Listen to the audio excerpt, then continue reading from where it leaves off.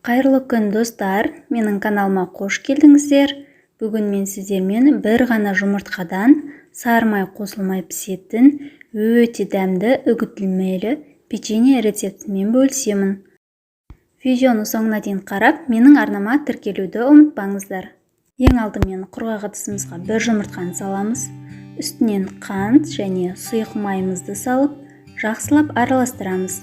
Қант ерігенше жақсылап араластыру керек. Майымызды електен өткізіп саламыз.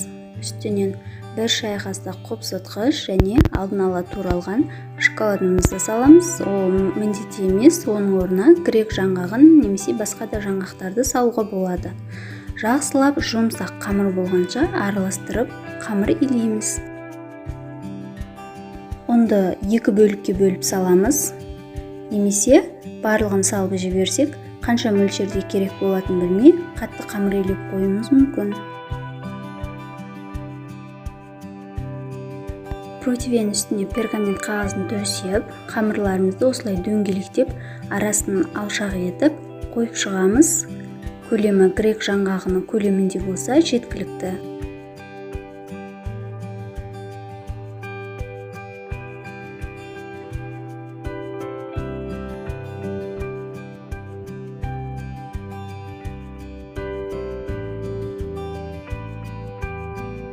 Қамырдың үстінен осылай стаканмен немесе асты тегіс бір ыдыспен үстінен басып жалпақ етіп шығамыз.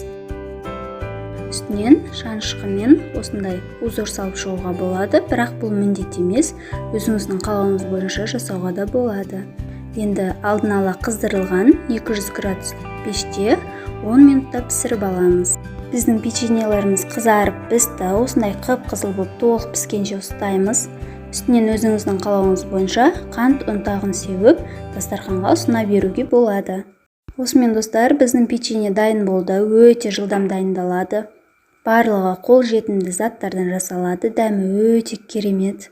Егер менің рецептім пайдалы болса, менің арнама тіркеліп, үліпіл басып, пікір қалдыруды ұмытпаңыздар.